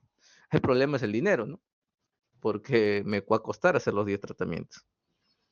En ese caso, yo puedo reducir, ¿no? Lo puedo reducir hago de repente de 3 en 3, de 2 en 2, de 4 en 4, ¿no? Reduciendo para que me salga más factible. Entonces yo podría trabajar, en este caso de 5 en 5. He trabajado el primer valor al 5%, luego al 10, luego al 15 y luego al 20, ¿no? Para ver, según mis datos, según mis materiales, porque los materiales de ellos no son iguales a los míos. Se parecen, sí, pero no son los mismos. Ellos en otros países tendrán su propio cemento. Ellos en otros países tendrán sus propias canteras. Ellos en otros países tendrán su propia agua. Y esos materiales son distintos a los míos. Se asemejan, sí, pero son distintos. Entonces yo quiero ver en mi situación real cómo funciona. Entonces yo evalúo más o menos según los datos que ellos han obtenido en ese rango. Ahora, en el supuesto de los casos en que todos me dieran casi igual, ¿no? O sea, por ahí nomás estuviese 15, 15, 14, 13, 15, 15, 16, 15, o sea, casi todos me dieran 15, por así decirlo, de una manera que es un poquito irreal, pero bueno. Si todos casi coinciden, o sea, la amplitud no es mucha entre autor y autor, yo podría trabajar con mi base, por ejemplo, yo diría 15, muy bien. Y de ahí yo desprendo los costados nada más. Evalúo al 13, al 14, al 15, 16, 17, por ejemplo, ¿no? O sea, cercanos a ese valor. ¿Por qué? Yo ya sé que ese es el valor tope en todos, ¿no? Ese es el top, ¿no? Eh, ¿Para qué voy a analizar al 5? ¿Para qué voy a analizar al 25? ¿Para qué voy a analizar al 30? ¿Para qué voy a analizar al 10? Si ya todos me están dando ese valor por ahí, ¿no? Entonces, ese punto de ahí, ¿no? Es lo que nosotros estamos viendo, ¿ya? Ese punto de ahí es lo que nosotros estamos viendo. Si cuando es bastante cercano todos los resultados de todos los antecedentes, yo ya me baso en torno a ese valor para encontrar el mejor, porque de repente no es el 15, es el 14 el mejor, o de repente es el 13 o el 16, ¿no? Entonces, es una manera más pequeña, voy reduciendo cada vez más y más y más y más para dar el mejor porcentaje, ¿no? Y así se hace, ¿no? Inicialmente, tú trabajas con esto. Un segundo estudio, de repente a ti te salió igual que el 15 es el mejor. Un segundo estudio ya hace a esto de acá, al 13, 14, 15 y 16. Porque tú no hiciste al 13, tú no hiciste al 14, tú no hiciste al 16, entonces no sabes. Tú hiciste al 15 y el 15 te dio mejor, pero imagínate que el 14 es mejor todavía de ese.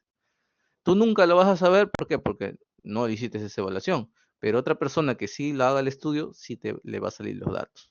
O como puede verificar nuevamente de que el 15 sea el mejor, ¿no? Entonces, esa es la forma de selección, ¿no? Muy sencilla de cómo seleccionar los porcentajes, ¿no? Entonces, yo simplemente indicaré, ¿no? Que voy a utilizar los porcentajes de 5, 10 y 20%, ¿no? Referidos a la tabla esta, ¿no? ¿Listo? En la misma tabla lo he trasladado para acá. Entonces, esa es la primera fase. Una vez que yo selecciono, la segunda fase, ¿cuál es en un laboratorio? La identificación de los materiales. O sea, tengo que indicar de dónde voy a adquirir el cemento, qué tipo de cemento es, ¿no? Qué densidad quiero. Luego voy a identificar de dónde voy a obtener los agregados fino y grueso, de qué cantera, ¿no? En qué lugar queda. Luego voy a obtener de dónde estoy obteniendo la fuente de agua, ¿no? Y por último, el aditivo, que es la fibra de vidrio, de dónde lo estoy obteniendo. Si es un reciclado, muy bien, pero de qué lugar es, qué tipo de ladrillo es el que estoy haciendo, etcétera, etcétera, etcétera. Entonces, aquí se identifica dónde estoy obteniendo cada uno de los materiales para mi ensayo. ¿Perfecto? La tercera etapa es la caracterización de los materiales. Aquí se va a especificar justo lo que se hace acá.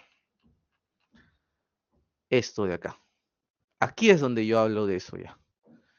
La caracterización de materiales se refiere a la evaluación de las características, ¿no? Del vidrio, la característica del agregado fino, del agregado grueso, del cemento y del agua, ¿no? Indico qué ensayos voy a desarrollar.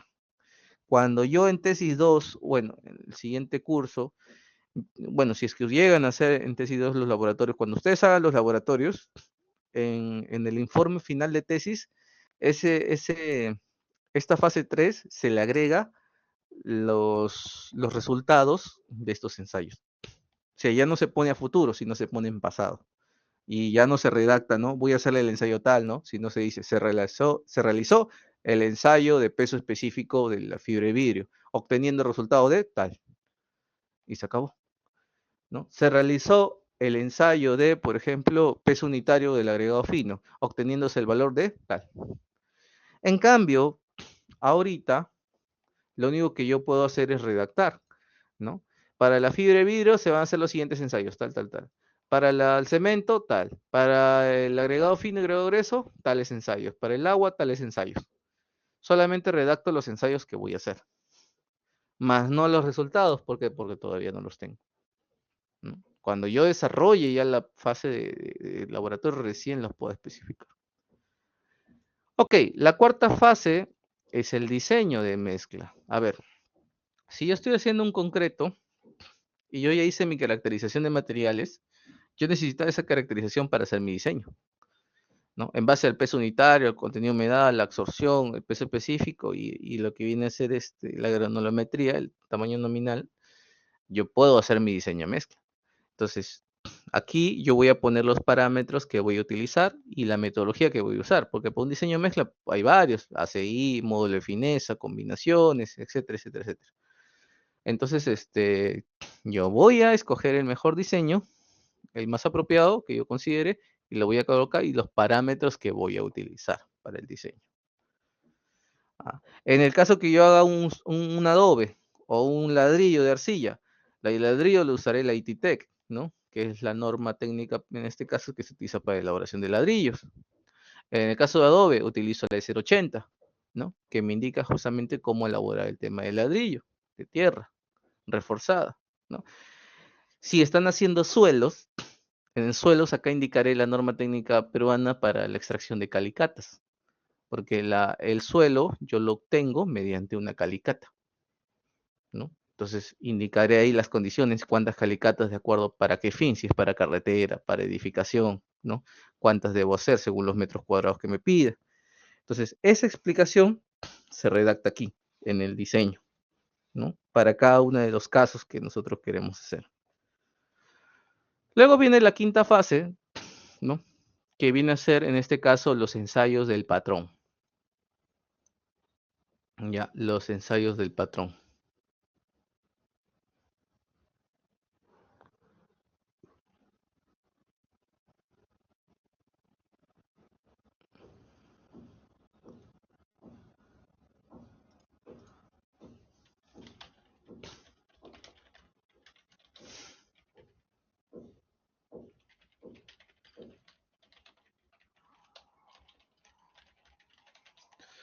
Eh, ¿Qué ensayos de patrón voy a hacer? Bueno, muy sencillo, ¿no?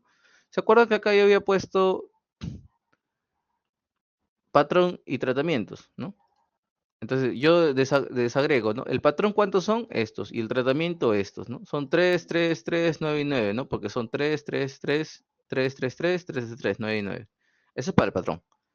Entonces yo primero voy a hacer estos ensayos. ¿Y por qué no hago todo en conjunto? ¿No? ¿Por qué no hago todo en conjunto? O sea, ¿por qué no, en este caso, yo hago tanto el patrón con los tratamientos? A ver, ¿se acuerdan que en la fase anterior yo hice un diseño? ¿No? Puede ser que por cosas de la vida, al momento de ejecutar el diseño, tenga errores, ¿no? Por N motivos. No me refiero a la fase de fabricación, sino a la fase de diseño. O sea, que el diseño de mezcla esté mal, ¿no? Entonces, con el patrón, yo me voy a dar cuenta si el diseño de mezcla está bien o no. Porque se supone que el patrón debe cumplir con los parámetros normativos, tanto para la resistencia a la compresión. Por ejemplo, si yo le pongo 210, no debe salir menor de 210. Si yo le pongo para la absorción, hay límites, ¿no? En este caso normativos, ya que me indica la norma técnica, en este caso no debería superar o estar inferior al nivel de absorción, ¿no? Igual para la exudación, para la permeabilidad. ¿Qué pasa si el patrón no está de acuerdo con estos niveles? Entonces, posiblemente el diseño de mezcla esté mal hecho. Por lo tanto, yo debería primero verificar con el patrón si está bien hecho. Si es que me sale ok, recién puedo pasar a los tratamientos. Recién voy a poder pasar a los tratamientos. ¿Ya? Caso contrario, si no está ok, ¿qué es lo que tengo que hacer? Verificar, volver a hacer el diseño de mezcla, verificar dónde he fallado, ¿no? Y rehacer básicamente el diseño, ¿no? Y volver a hacer nuevamente los ensayos del patrón hasta que me salga todo ok. Entonces, eso es lo que se hace en la quinta fase, se hace justamente los ensayos del patrón. No indico qué ensayos voy a hacer el patrón. Y una vez que se haya cumplido, paso recién a la sexta fase, que sería ya los ensayos restantes, ¿no? Serían, en este caso, las 72 probetas más las 36 vigas, ¿no? Lo que está acá. Correspondiente a los 5, 10, 15 y 20%, ¿no? Previamente, obviamente, habiéndose cumplido la fase anterior. Y ahí yo con esto acabo todo lo que viene a ser el procedimiento en un laboratorio. ¿No? Yo ya terminé, hice mis últimos ensayos, en este caso para los tratamientos. Se acabó, fin. Ahí acaba eso. Ahora,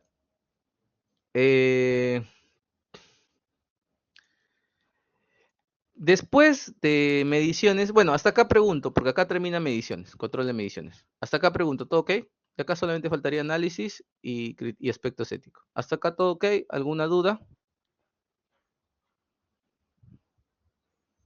Quisiera saber, ¿alguna duda? ¿Todo ok?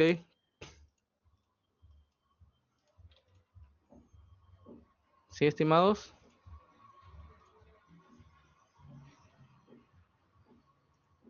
¿Están ahí? ¿No están?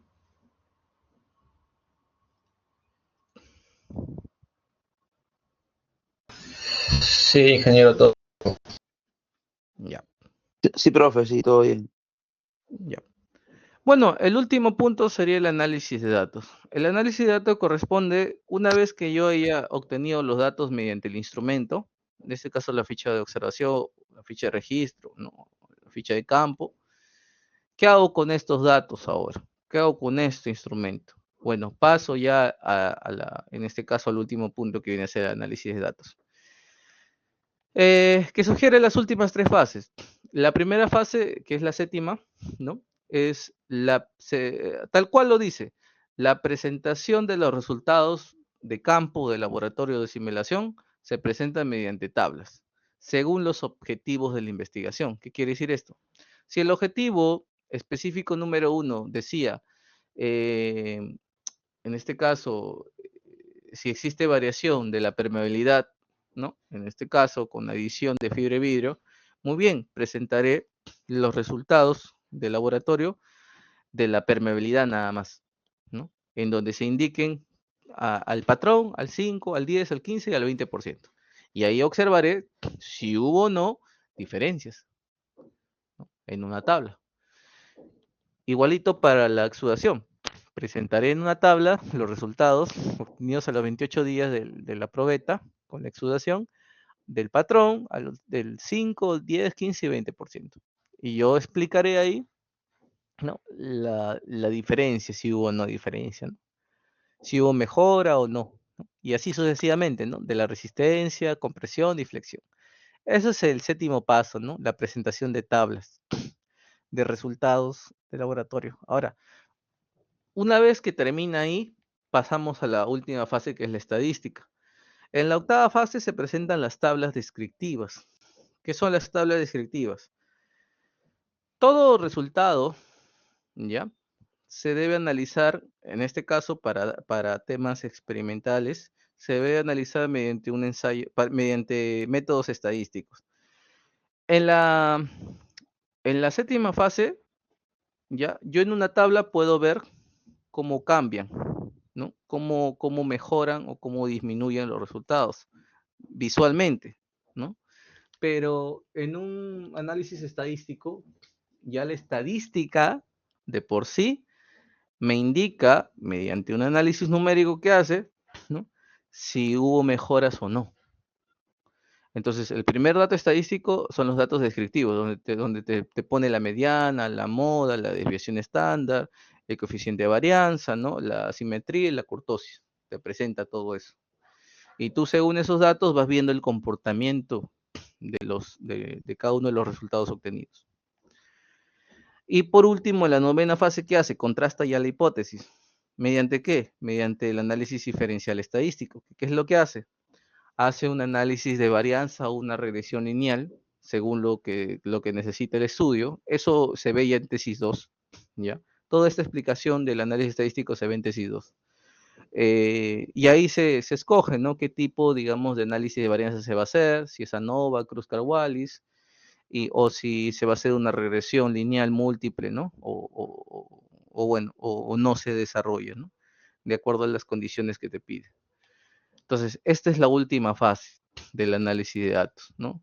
Algunos van a ver en los estudios que ponen, se va a presentar en SPSS, en hojas de Excel, y no es lo adecuado. O sea, ese es el software que voy a utilizar, pero, o sea, acá te está pidiendo qué es lo que vas a hacer, no te está pidiendo el software que vas a utilizar. Porque en realidad existe un montón de software. Más usual es el SPSS, pero hay otros mejores, como el Python, el tema del R, el tema del Minitab, ¿no? Hay otros más que se pueden utilizar y son mejores en su presentación de los resultados y los datos. Sino que usualmente ¿no? O sea, se viene trabajando con esos, ¿no? Con el SPSS, ¿no? Que es un poco más sencillo de modelar, ¿no? Pero no es que tengo que escribir acá qué software voy a utilizar, ¿no? Ni que voy a usar un Excel, ¿no? Acá tengo que escribir qué es lo que voy a hacer en el software, no qué software voy a utilizar, ¿no? O sea, es como que tú vas a hacer un análisis de puentes y me dices, en el procedimiento me dice, voy a usar el SSBridge. Y ya. Y yo digo, ya, pero ¿qué vas a hacer en SSBridge, no? Ahí tienes que indicarme todo lo que voy a hacer en el procedimiento, ¿no? O de repente estás haciendo un análisis estructural, ya le pongo, voy a usar el ETAPS. Oye, pero yo no te he dicho qué software vas a usar, sino te he dicho qué es lo que vas a hacer, que cómo vas a modelar, cómo vas a premencionar, etcétera, ¿no? Entonces, es distinto indicar que voy a usar un software y a que qué cosa voy a hacer dentro del software, ¿no? Es distinto completamente, ¿ya? Entonces, eso es lo que se explica acá.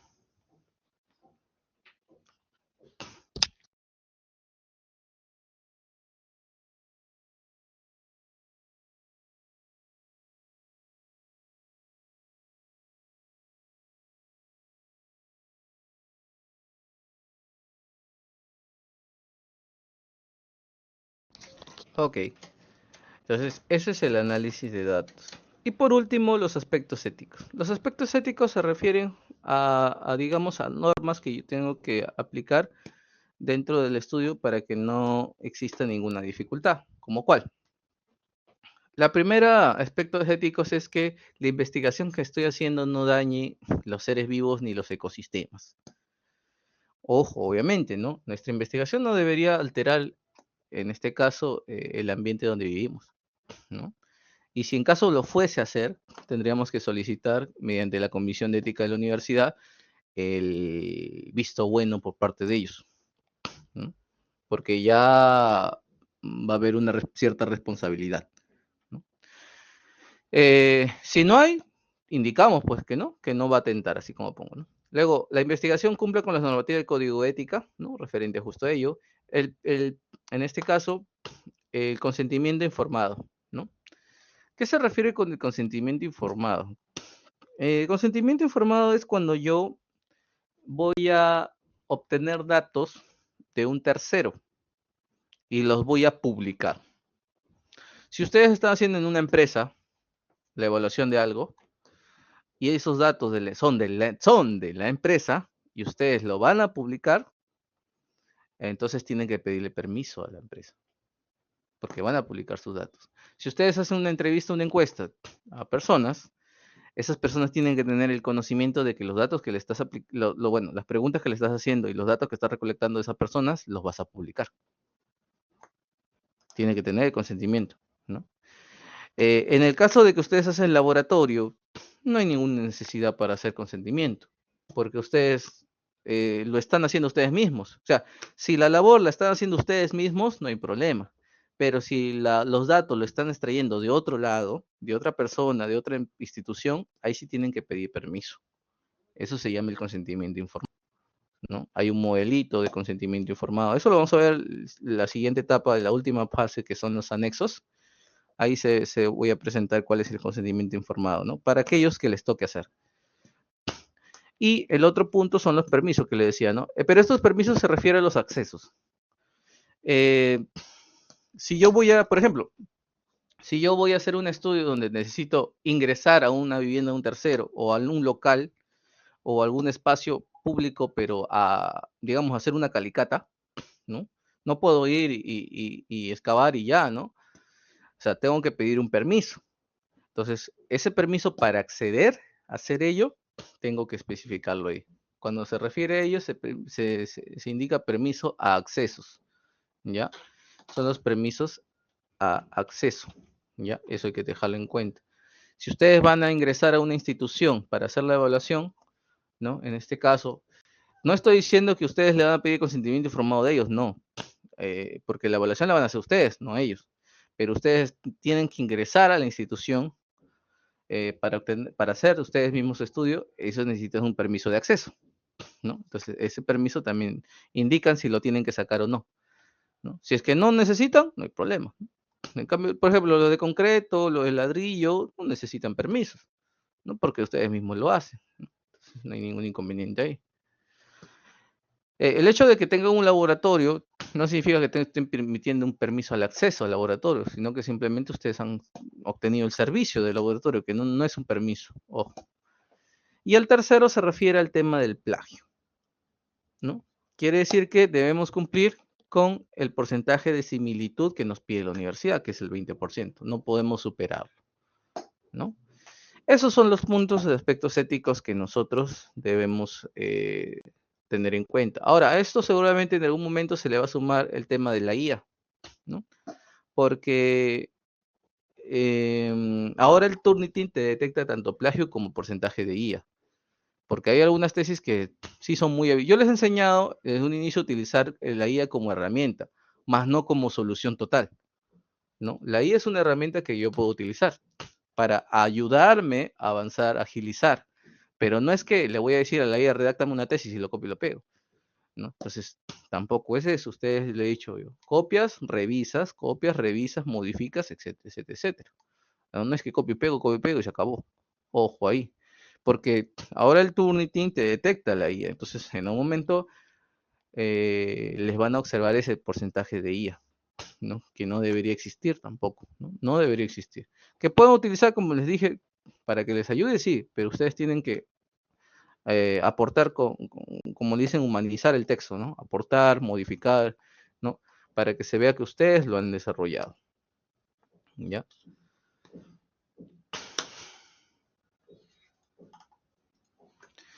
Listo. Ahí terminaría el capítulo número 2, ¿no? Ahí acabaría el número 2. Hasta acá tendrían ustedes 2 semanas para presentar. Bueno, la siguiente semana tienen que presentar un avance, si pueden terminado mejor. Y la que viene se presenta ya la terminación del capítulo 2. Son 2 semanas de presentación, no son 2 semáforos adicionales. Y ya después de esos 2 semáforos iríamos a esto último, ¿no? Que viene a ser anexos, ¿no? Toda esta parte de acá y abajo. Ya, que es un poco más fácil. ¿Ya? No sé si tienen alguna duda. Esto se los voy a pasar, no se preocupen. Ahora mismo se los paso para que no tengan ningún inconveniente. A ver. Bueno, no, profe, no tengo ni una duda, me parece excelente. O sea, tenemos 2 semanas para presentarlo, ¿verdad?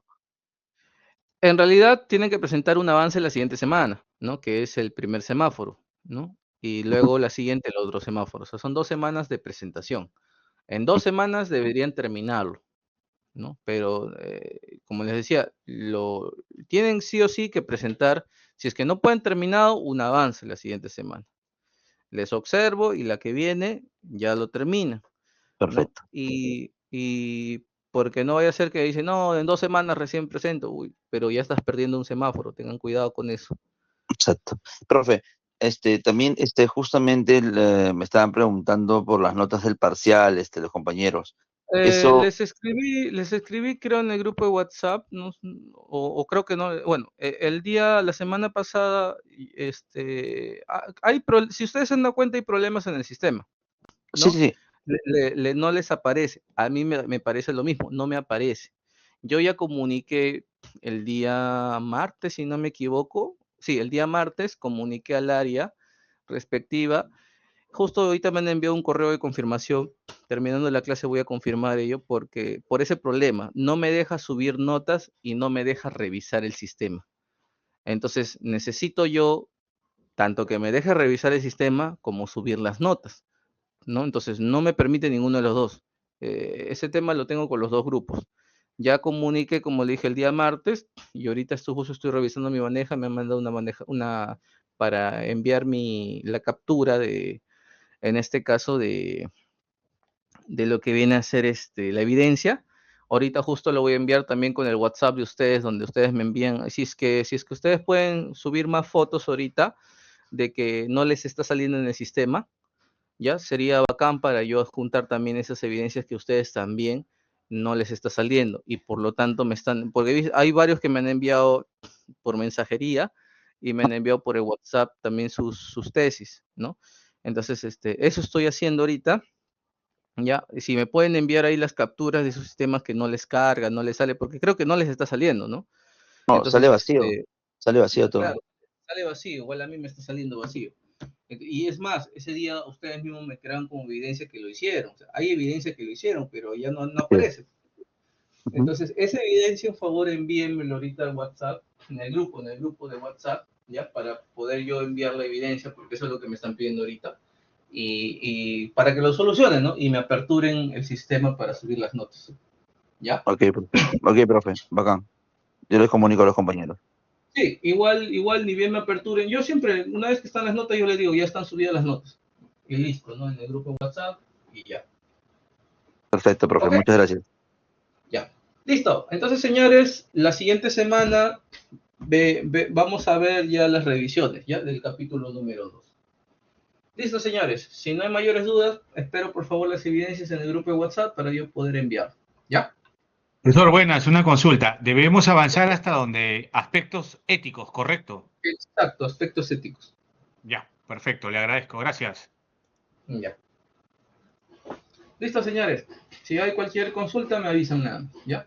Por las notas no se preocupen, se han presentado todo y tengo ahí los semáforos, no hay ningún inconveniente con ello. ¿Ya? Ok, quedamos así entonces. Cuídense. Gracias. Buen día, profe.